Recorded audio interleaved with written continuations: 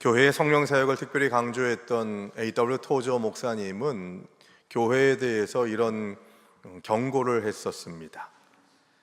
이런 얘기를 남겼는데요, 잘 들어보십시오. 만일 하나님이 오늘날 교회에서 성령을 거두어 가신다면 교회가 하는 일의 95%는 아무런 변화 없이 계속될 것이고 아무도 성령이 떠나신 것을 눈치채지 못할 것이다. 무슨 말인지 이해가 가십니까? 평소에 우리가, 교회된 우리가 성령의 역사하심과 인도하심과 임재하심에 대해서 너무 무감각해서 성령이 교회를 떠나시더라도 우리가 하는 일의 95%는 그대로 잘 돌아갈 거라는 얘기예요. 그리고 성령이 계시지 않아도, 임재하지 않으셔도 우리는 전혀 그것을 느끼지 못하는 영적인 무지함에 빠져 있다고 하는 교회에 대한 대단히 중요한 일침을 가하는 메시지를 A.W. 토저 목사님이 그렇게 선포했던 것이죠. 이 말에 정말 부끄러움을 금치 못합니다. 오늘날 세계교회는, 그리고 우리 한국교회는 이런 성령에 대해서 민감하지 못한 삶의 자리를 계속해서 살아가고 있을 때가 너무도 많이 있습니다. 교회에 좀 좋은 소식들만 들려오면 좋겠는데, 지난주에도 전 세계에서 기네스북에 올라가 있는 제일 큰 교회의 담임 목사가 성가대 여신도 하고 성적인 문제에 휘말리게 돼서 그것이 또 사회에 큰 문제가 발생하고 교회에 하나님의 영광을 더럽히는 일들이 발생하게 된 것을 우리는, 모르는 분들은 모르시겠지만 거의 대부분 알고 있습니다. 어떻게 하면 좋을까요, 여러분? 그 이야기를 이렇게 자녀들하고 같이, 가족들하고 같이 이야기 나누는데 아들 녀석이 그런 얘기를 하더라고요. 괜히 뜬금없이 제가 뭘 잘못했다고 저한테 아들이 그럽니다. 아빠가 그러면 나는 쳐다도 안 볼 거예요.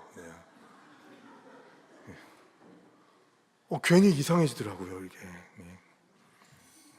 애들이 성장했다는 게 여기에서 나오거든요.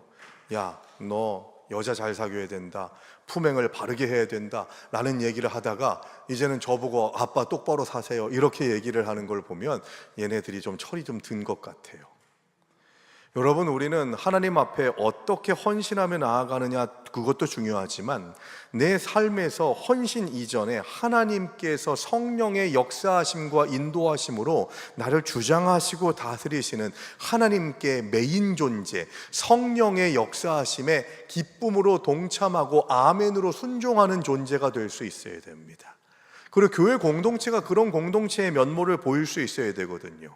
성령의 역사하심은 전혀 느낄 수 없고 그냥 겉모양으로만, 화려한 모습으로만 변질되어져 가는 모습이 된다면 하나님이 기뻐하시겠냐고요.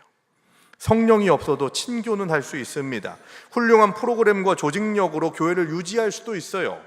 그러나 성령이 떠난 신앙생활은 어떤 것입니까? 오늘 본문에 등장하는 마른 뼈들과 같은 삶입니다.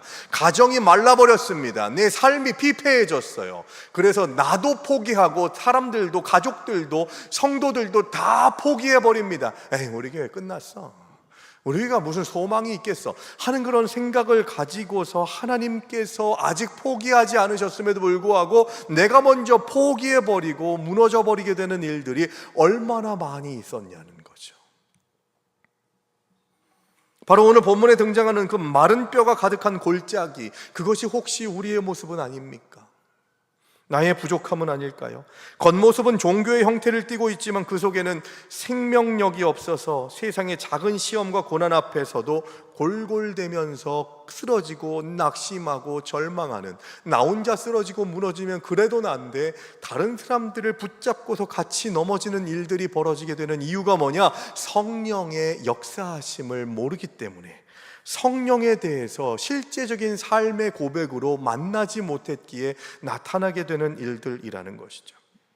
바벨론 포로기가 시작되기 전부터 남아국 유다는요, 바벨론으로 인해서 여러 번 침공을 당하게 됩니다. 그래서 오늘 본문 에스겔서의 저자인 에스겔 선지자도 그렇고 다니엘도 마찬가지로 남아국 유다가 바벨론에 멸망하기 전, 주전 587년에 멸망하기 전에, 그때부터 2차, 3차에 걸쳐서 마지막 포로가 되는, 멸망에서 포로되는 것이 3차 포로 잡힘인데, 그 3번에 걸쳐서 포로로 끌려가게 되는 과정이었는데, 에스겔과 다니엘은 나라가 아직 망하지도 않은 상태에서 끌려갔던 포로였습니다. 절망이죠.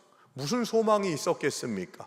우리 나라가 망했구나, 내 집이 약탈당하는구나, 내 가족들을 도저히 보호할 수가 없구나 하는 그런 그 자괴감 가운데에서 소망이 없는 상태, 이것이 바로 골짜기에 가득 차 있는 마른 뼈들의 환상을 보여주시는 그 상태가 바로 이스라엘 백성들의 상태였다는 것이죠. 오늘날 수많은 성도들이 삶의 무게에 짓눌려서 영적인 무기력증에 빠져 있습니다. 그러나 오늘 성령 강림주의를 맞아서 마른 뼈와 같은 우리의 절망적인 상황 속에 하나님의 생기가 불어오기를 고백하는 저와 여러분들이 되시기를 주의 이름으로 축원합니다. 저는 우리 양지교회 공동체가 하나님이 기뻐하시는 공동체가 되길 원합니다. 그러려면 성령의 임재하심을 누리는 자가 될 수 있어야 한다는 거죠. 그렇다고 해서 여러분 저한테 찾아와서 어떻게 성령의 임재를 경험할 수 있습니까? 라고 그렇게 물어봐도 저는 대답을 잘 못 해드립니다. 왜냐하면 그건 설명해서 되는 일이 아니고 공식이 아니거든요. 그러나 이거 한 가지는 말씀드릴 수 있습니다. 사모하는 마음이 있으면, 간절함이 있으면 성령께서 우리에게 하나님의 때와 하나님의 방법으로 역사하실 줄 믿습니다. 그래서 간절해야 되는 거예요. 간절해야. 우리의 신앙생활이 온전한 신앙생활이 되지 못하는 이유가 간절함이 없기 때문이라는 거죠.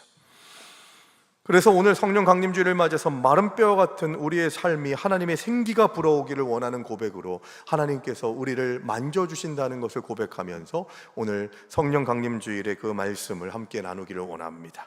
먼저 오늘 성령 강림절기를 감당하면서 우리의 마른 뼈의 기적, 절망이 군대가 되는 은혜를 경험하기 위해서는 하나님은 마른 뼈 같은 인생도 포기하지 않으신다는 것입니다. 여러분, 나의 인생을 포기하셨습니까? 될 대로 되라지, 야, 이번 생은 내가 망쳤구나 하는 그런 생각을 가지고 계신다면 회개하시기 바랍니다. 하나님은 우리를 포기하지 않으셨어요. 마른 뼈와 같이 정말 절망적인 상황 가운데 있는 오늘의 상황이라 할지라도 하나님은 우리를 붙잡아 주시기를 원하십니다. 본문 2절 말씀해 보시면 골짜기에 있는 뼈들이 그냥 뼈가 아니라 아주 말라버린 뼈들이라고 그렇게 묘사하고 있습니다. 생명에 떠난 지 너무 오래돼서 어떤 소망의 기운도 남아있지 않은 상태, 이것이 바로 완전히 아주 말라버린 뼈라고 그렇게 표현하고 있는 것이죠. 남원국 유다의 백성들, 이제는 바벨론의 포로로 끌려가고 나라가 멸망하게 될 상황에 놓여있는 너희가 아주 마른 뼈들이다 라고 그렇게 얘기하고 있는 겁니다. 그런데 여러분, 이 가운데 마른 뼈를 보여주시면서 하나님께서 말씀하세요. 7절부터 10절까지 우리가 읽었습니다만 37장 3절의 말씀을 우리가 주목해서 봐야 되는데, 여기에서 하나님께서 에스겔에게 물으십니다. 이 마른 뼈들, 골짜기에 차고 넘치는 흰 백골들, 마른 뼈들을 보여주시면서 하나님께서 에스겔에게 물으세요. 인자야, 이 인자는 에스겔아, 그 얘기거든요. 이 뼈들이 능히 살 수 있겠느냐라고 그렇게 물으시는 겁니다. 이 물음은요, 얼토당토하죠. 완전히 말라버려가지고 어떻게 할 수 없는, 다시 소생케 된다, 다시 이것이 생명이 생기게 된다, 불가능한 일입니다. 그런데 하나님께서 물으시죠. 이 뼈들이 다시 살아날 수 있겠느냐라고 에스겔에게 물으십니다. 여러분, 우리가 중요하게 생각해야 될 것은 무엇이냐면, 하나님이 우리에게 물으실 때 그 물으심은요, 인간의 가능성을 물으시는 것이 아니라 하나님의 능력을 물으시는 때가 대단히 많이 있다는 겁니다. 그러니까 야, 너 에스겔아, 너 이 마른 뼈들을 다시 살아날 수 있게 네가 할 수 있겠냐? 이렇게 물으시는 게 아니에요. 이 물음은 에스겔아, 지금 너희 앞에 펼쳐져 있는 이 마른 뼈들이 너에게 보이지 않느냐? 이 마른 뼈들이 다시 살아날 수 있는 능력이 내게 있는 것을 너는 믿느냐? 그 얘기하고 있는 거예요. 그러니까 하나님이 우리에게 물으실 때 너 준비됐어? 너 능력 있어? 라고 그렇게 물으시는 것이 아니라 너는 내 능력을 믿니? 나는 너의 하나님이라는 것을 네가 고백하니? 라고 하는 것을 물으신다는 거예요. 그러므로 하나님이 물으실 때 나의 능력을 주목할 것이 아니라 하나님의 능력을 바라보는 것이 믿음인 줄로 믿습니다.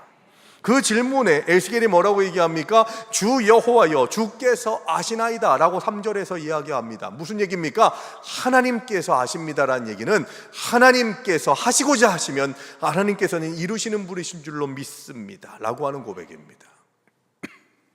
마른 뼈들 앞에서 생명의 그 가능성이라고는 1도 없는 그 마른 뼈들 앞에서 하나님이 하시고자 하신다면 될 줄로 믿나이다. 이게 믿음입니다. 신앙은요, 제가 할 수 있습니다가 아니라 주님이 하실 수 있음을 믿습니다라는 거라는 거예요. 그러니까 내 인생이 하나님 앞에 쓰임 받는다는 것은 내 능력과 내 계획과 내 힘이 아니라 나의 인생 여정이 어떻게 움직여지고 이끌어져 왔는가가 중요한 것이 아니라 오늘 나를 이끄시고 인도하시는, 역사하시는 성령님의 임재하심을 고백하느냐 고백하지 않느냐에 달려있는 거죠. 그래서 여러분, 주일 예배 시간에 맨 처음 예배 때 예배 순서에서 우리 찬송 뭐합니까? 임재 찬송 하잖아요. 임재, 성령의 임재하심. 교회는 성령의 임재가 없으면 안고 없는 찐빵입니다. 아무 역할도 못해요. 모이기는 하겠죠, 돌아가기는 하겠죠. 그런데 하나님께서 기뻐하지 않으십니다. 그래서 우리가 성령의 임재하심을 온전히 누리기 위해서는, 그래서 이 첫 번째 우리가 생각해야 될 것은 하나님이 포기하지 않는 한 끝난 인생은 없다는 겁니다. 그리고 에스겔이 마른 뼈를 향해서 하나님의 말씀을 대언합니다. 하나님이 주신 말씀을 전달만 했어요. 말씀이 선포됐습니다. 그때에 뼈들이 움직이고 생명이 시작되게 됐다는 것이죠. 그러므로 절망의 골짜기에서 우리가 가장 먼저 실천해야 될 적용은, 오늘 3가지 실천 사항들을 말씀드리는데, 먼저 첫 번째는 날마다 말씀의 자리를 지키는 것입니다. 말씀을 듣기를 사모하시기를 주의 이름으로 축원합니다. 그래서 말씀 앞에 바로 설 수 있어야 되는 거예요. 그래서 계속해서 리딩 지저스 1년 1독 합시다. 성경 한 주에 한 절씩 암송합시다. 계속해서 말씀드리죠. 그리고 주중에도 말씀 듣기를 원하고 주일에는 더더욱 더 말씀 앞에 바로 설 수 있는 고백과 다짐이 필요한 것이죠. 왜 그렇습니까? 말씀이 선포되어야만, 말씀이 받아들여져야만 우리가 회복의 은혜를, 생명의 은혜를 경험할 수 있게 된다는 것입니다. 그러므로 절망의 골짜기에서 우리가 가장 먼저 실천해야 될 것, 그것은 바로 예배의 회복, 말씀의 회복입니다. 목장 나눔의 자리에서 계속 말씀을 되새길 수 있어야 돼요. 개인적인 말씀 묵상의 자리를 생명처럼 지키면서 내 메마른 심령에 말씀이 선포되는 것을 기쁨으로 여겨야 한다는 것이죠. 사진 하나 좀 보여드리려고 하는데, 식물 하나를 보여드립니다.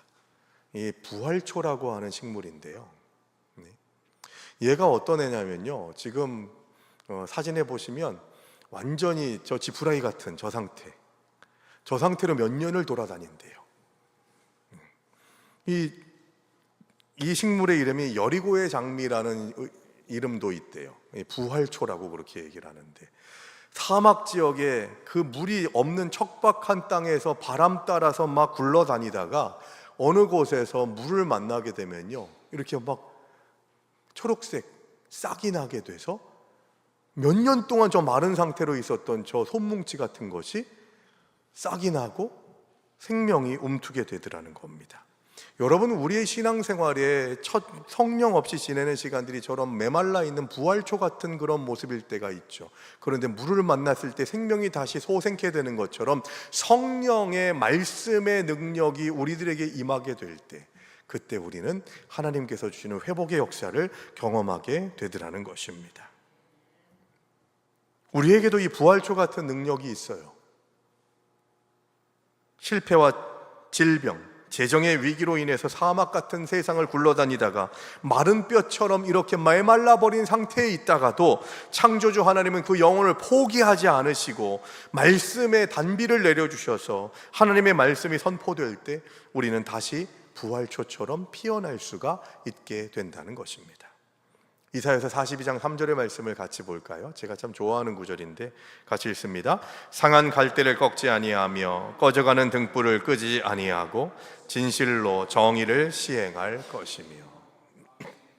우리는 상한 갈대입니다. 꺼져가는 등불 같은 그런 때를 경험할 때가 정말 많이 있죠. 근데 사탄은 그 때를 놓치지 않습니다. 야, 너 상한 갈대 같아졌네. 꺼져가는 등불 같아졌네. 근데 어떻게 하나님 앞에 나가려고 그래? 네가 좀 온전하게 하나님 앞에 나가야 영광 돌리고 하나님이 기뻐하시지. 거짓말이에요. 하나님은 상한 심령을 찾으십니다. 상한 갈대 같고 꺼져가는 등불 같은 이들을 교회에서 주님은 만나기를 원하십니다. 아멘이십니까?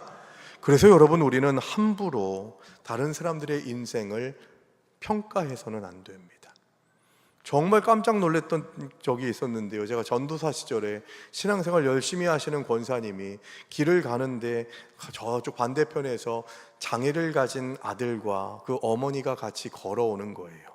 그냥 보더라도 뇌성마비를 앓고 있는 아들이었기 때문에 참 걸음걸이 하나하나가 정말 힘들고 고통스러울 것 같은 모습으로 걸어오고 있었습니다.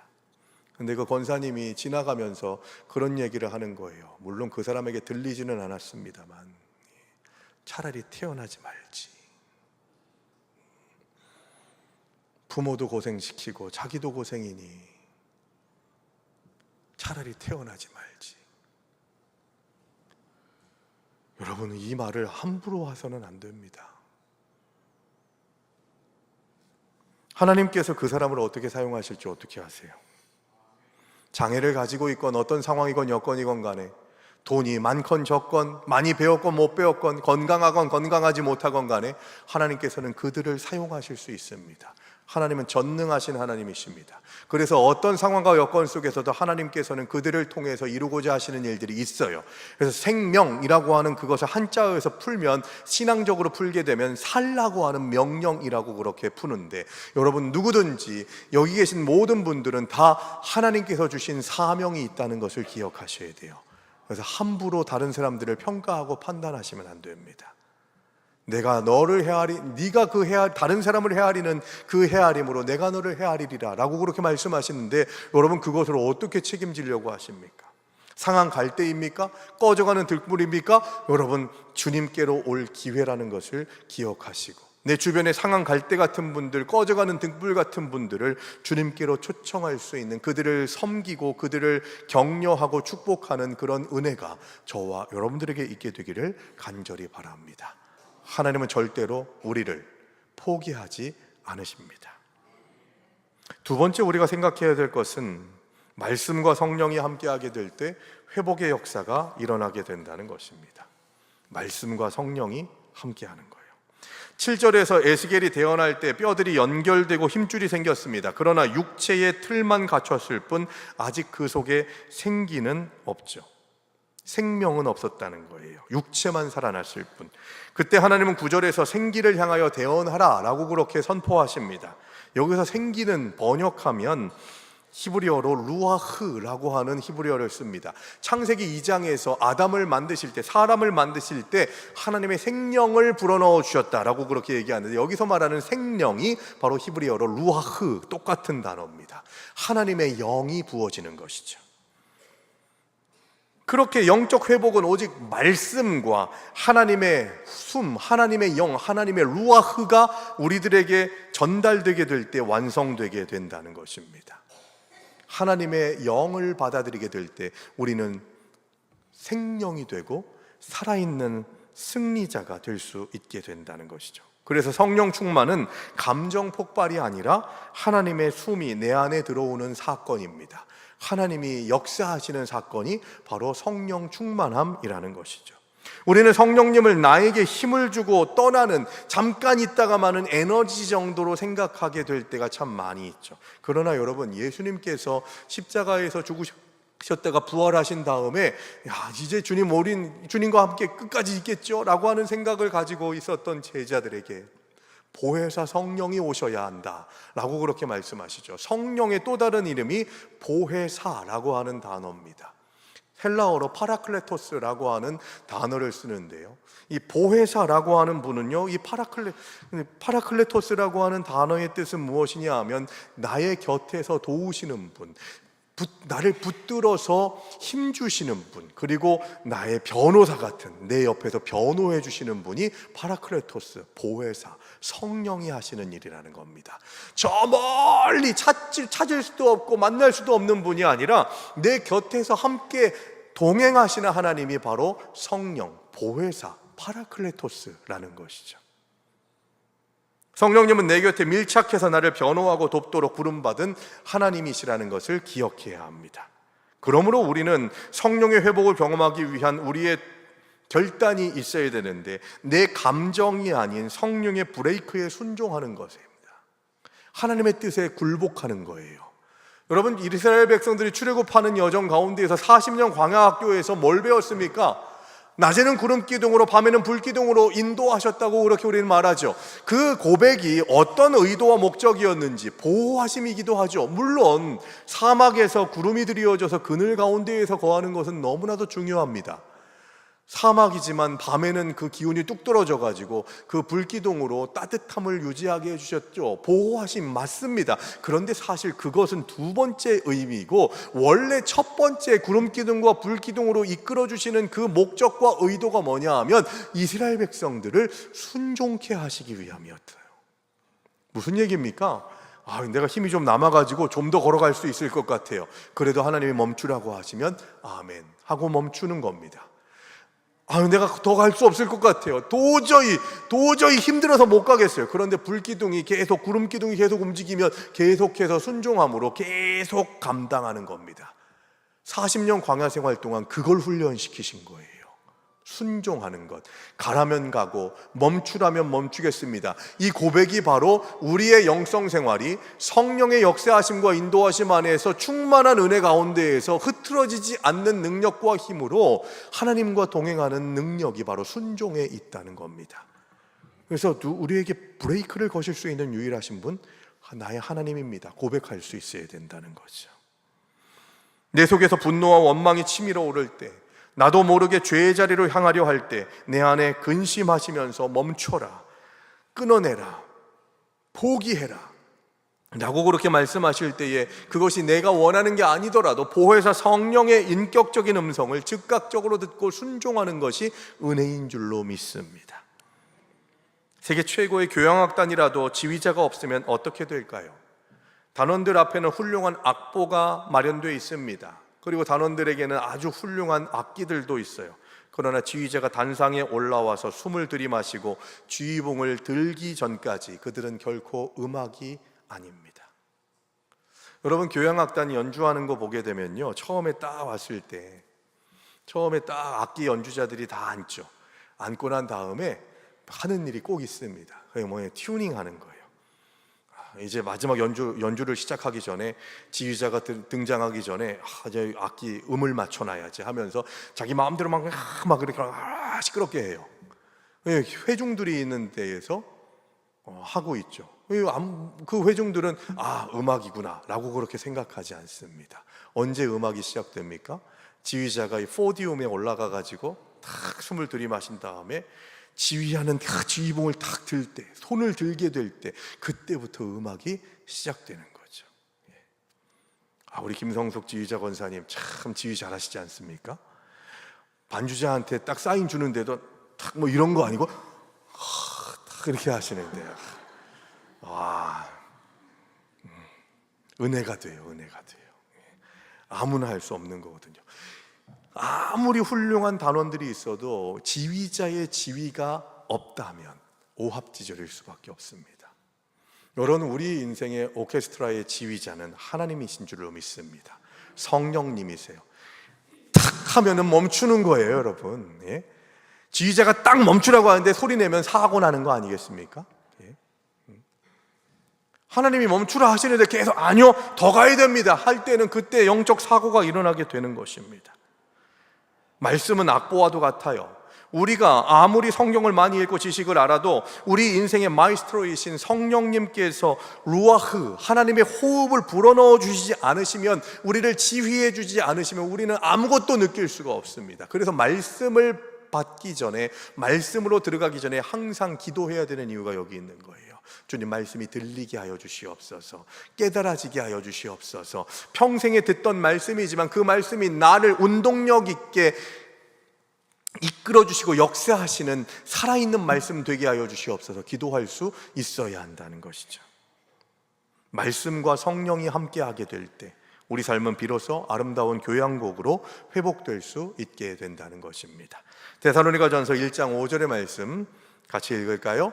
이는 우리 복음이 너희에게 말로만 이른 것이 아니라 또한 능력과 성령과 큰 확신으로 된 것임이라.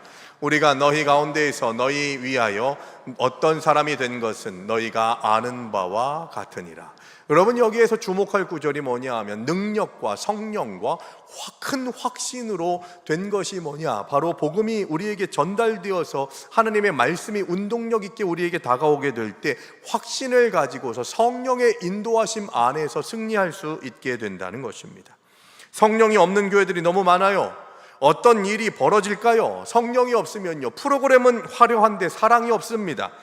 행사는 많은데 회개는 없어요. 찬양하는 것은 많이 있는데 거기에 눈물이 없습니다. 그냥 내가 좋은 것, 좋은 고상한 여가생활 즐기는 것으로 신앙생활을 생각하게 되는 때가 너무도 많이 있다는 겁니다. 성령의 숨결이 사라지게 될 때 껍데기 신앙만 갖게 된다는 것입니다. 여러분, 저는 여러분들에게 이런 말씀을 드렸던 적이 있습니다. 여러분, 종교인이 되시면 안 됩니다. 신앙인이 되셔야 됩니다 라고 그렇게 말씀드렸습니다. 종교인이나 신앙인이나 더 뭐 똑같은 거 아니야? 오른쪽 엉덩이나 왼쪽 궁둥이나 그런 얘기지. 아니요, 그렇지 않습니다. 딱 명확한 것이 무엇이냐 하면 예수님 시대에 바리새인 율법학자들, 서기관들, 그들은 종교인이었습니다. 철저한 종교인이었습니다. 그런데 예수님께서 뭐라고 얘기하셨습니까? 그들 독사의 자식들아, 회칠한 무덤들아 라고 그렇게 말씀하시면서 정말 매몰차게 질책하셨죠. 그들은 하나님에 대해서 얘기하지만 하나님과 함께 살지 않았습니다. 신앙생활, 신앙인이라는 건 뭐냐? 하나님의 존재를 인정하는 거예요. 그걸 경외라고 얘기합니다. 하나님을 경외하는 자들은 하나님을 무시하지 않습니다. 그러면 남자 신도 여러분, 남신도 여러분들, 항상 우리는 이런 기도해야 됩니다. 주님, 성적인 유혹에서 벗어나게 하여 주시옵소서, 그걸 끊어내게 하여 주시옵소서 라고 그렇게 기도해야 되는 것이죠. 휴가 갈 때 절대로 남편들 선글라스를 끼우지 마십시오. 선글라스 끼고 남자들은 이렇게 봅니다. 안목의 정욕으로 인해서 일어나게 되는 그런 육신적인 그런 유혹들, 여신도들도 마찬가지입니다만, 모두가 다 그런 것들을 조심하셔야 되는 거예요.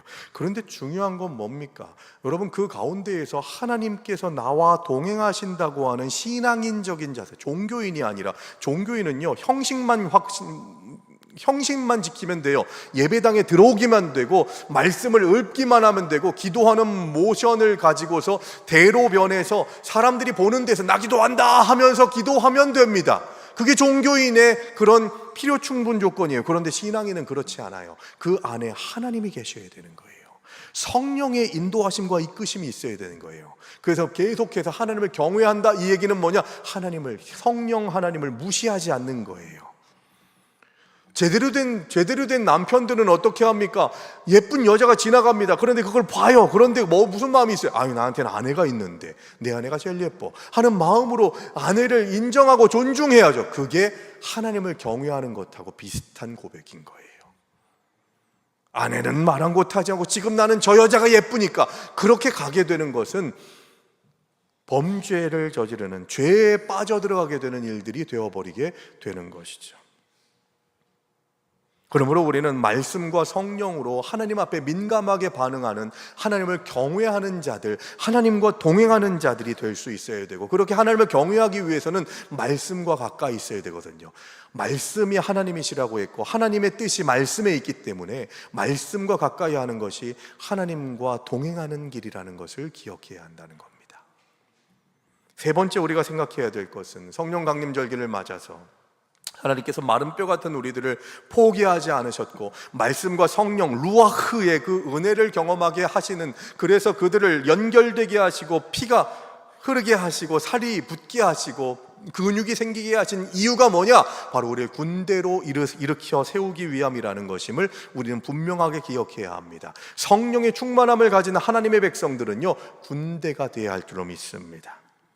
그러니까 생기, 루아흐가 그들에게 들어가자 본문 10절에서 뭐라고 얘기합니까? 살아서 그들이 일어서는데 지극히 큰 군대더라 라고 그렇게 말씀하고 있는 거예요. 단순히 숨을 쉬는 생명체나 무리로 묘사하지 않고 왜 하필 군대라고 그렇게 얘기했을까요? 성령 강림의 궁극적인 목적은 그저 상처받은 그 내 마음을 그 마음 하나를 위로받기 위해서 성령의 임재하심이 온 것이 아니라는 생각을 가져야 되는 거예요. 성령께서 역사하셔서 우리를 회복시키시는 목적은 내가 편안하고 등 따시고 배부르게 사는 것이 목적이 아니라 하나님 주신 사명을 감당하는 군대가 되게 하시기 위함이라는 것입니다. 문제는 뭐냐? 많은 성도들이 살아남는 신앙 정도로만 만족한다는 거예요. 야, 오늘 교회 와서 상처 안 받았어. 잘했어. 야, 버티기만 하면 돼. 하나님이 원하시는 수준은 그게 아니에요, 여러분. 우리를 군대로 삼으시길 원하십니다. 그것도 큰 군대요. 능력 있는.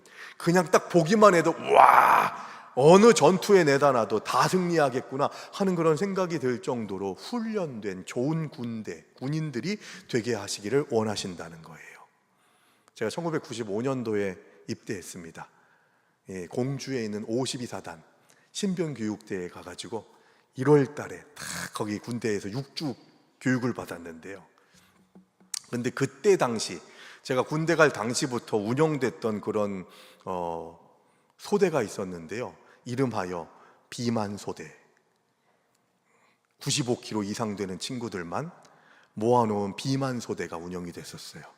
한 30명, 35명 정도 되는 친구들이 어마무시한 거예요. 그 친구들이 아주 옷이 안 맞아가지고 막 단추를 하면 단추가 막 죽을 것 같이 막 그렇게 버티고 있는 그런 옷 상태에 있는 그런 친구들이었어요. 훈련 받는데 따로 비만 소대만 훈련을 받는데요, 얼마나 힘들어 하든지. 거기다가 식사를 하려면 식당이 좀 멀어가지고 한 3km 정도가 떨어져 있는 곳에 밥 먹으러 항상 왔다 갔다 걸어갔어야 되는데 산 중턱에 있으니까 걸어가는데 비만 소대는 저 뒤로 처지는 거예요. 조교가 막 소리를 지르면서 막 이놈의 새끼들 똑바로 안 하냐고 따라가 막 그러는데 애들 이러면서 걸어 다니는 거죠. 오해하지 마십시오. 저 비만소대 아니었습니다. 저 군대 들어갈 때 67kg 아주 근육질의 좋은 몸매를 가지고 있었어요. 근데 군대 말년 때 됐을 때 90kg가 넘었었습니다. 근데 제가 말씀드리려고 하는 건 뭐냐 하면 2주 정도까지는요 계속 이러고 그렇게 훈련을 받다가 3주차 정도 되니까 이 친구들이 아침 구보하는데도 잘 따라오네요. 거기다가 식당을 이렇게 걸어가는데도 산 비탈을 가는데도 아주 씩씩하게 잘 따라오다가 한 5주차 되니까 제일 앞에 소대 위치가 앞으로 가가지고 야, 오늘부터 니들이 앞에 선다 하면은 쭉 올라가는데 야, 대단하더라고요.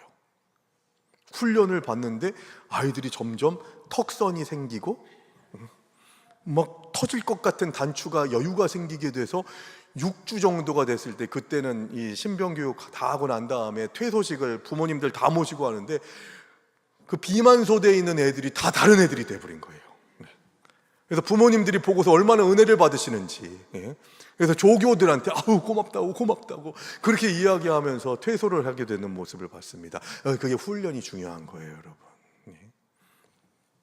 군대가 참 어렵고 힘든 곳이지만 누군가가 나를 자유를 차단하면서 훈련시키는 과정, 그래야 군대가 되거든요. 여러분, 우리도 신앙생활 어떻습니까? 너무 편하게 하고 있지 않습니까? 군대가 되지 못하게 되는 일들이 벌어지게 되는 이유가 거기에 있지 않을까요?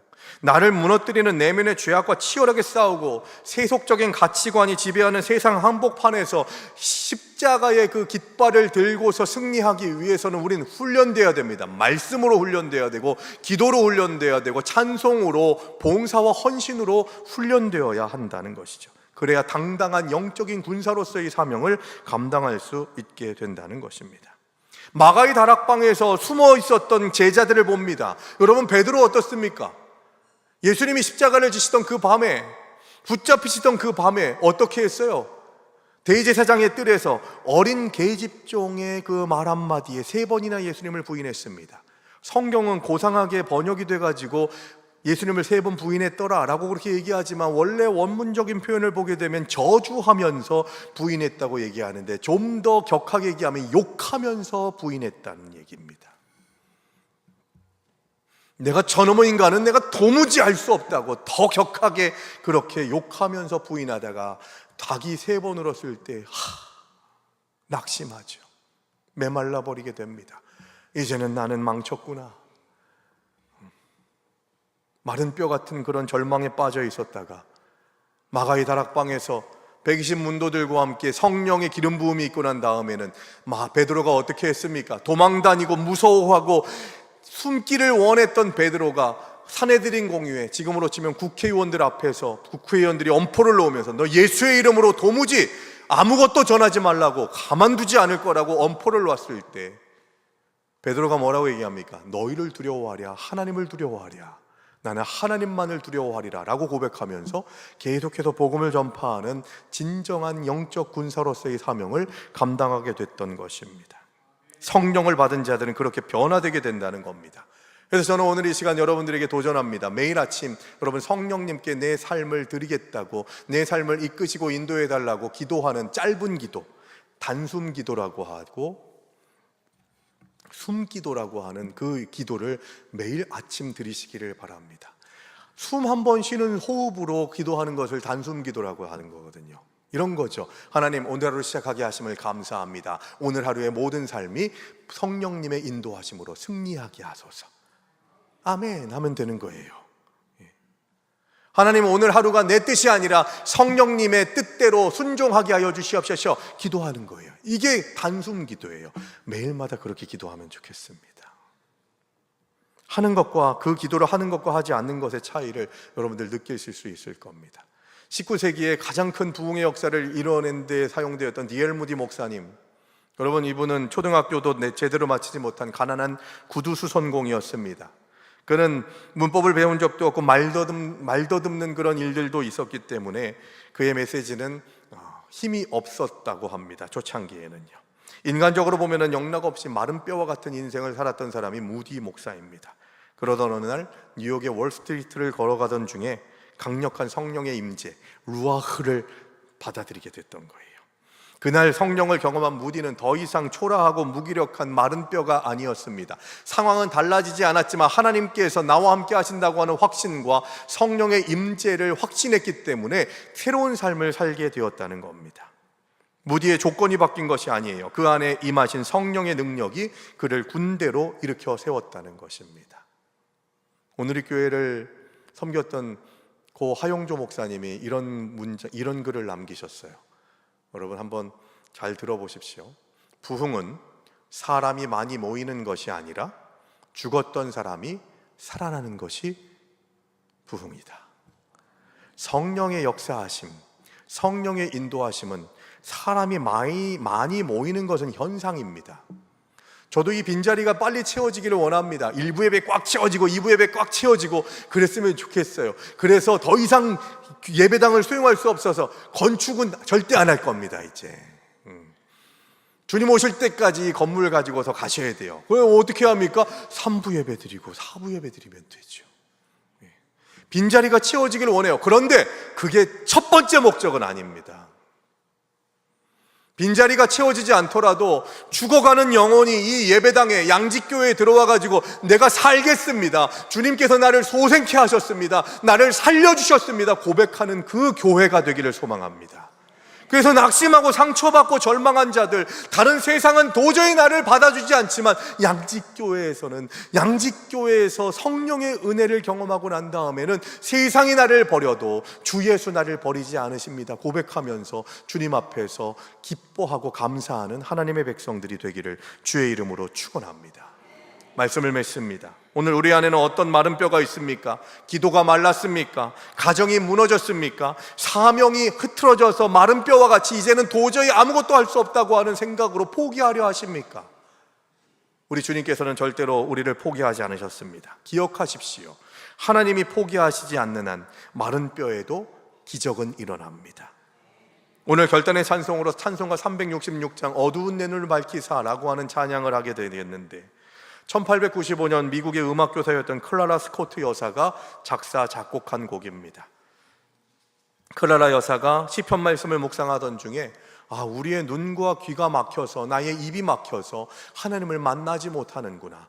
우리가 무엇을 하더라도 신앙의 길을 걸어가기 위해서는, 하나님의 백성 되기 위해서는 나의 눈과 귀와 입이 성령의 인도하심과 도우심으로 열려야 할 것이다 라고 하는 고백으로 지은 찬송이 바로 찬송가 366장입니다.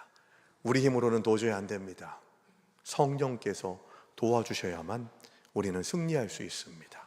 우리 가정이 소생할 수 있습니다. 나 자신의 삶을 내 스스로가 축복하고 격려할 수 있습니다. 그 은혜를 성령 강림주의를 통해서, 성령 강림 절기를 감당하면서 더 크게, 더 적극적으로 고백하고 누리고 승리하시는 저와 여러분들 되시기를 주의 이름으로 축원합니다.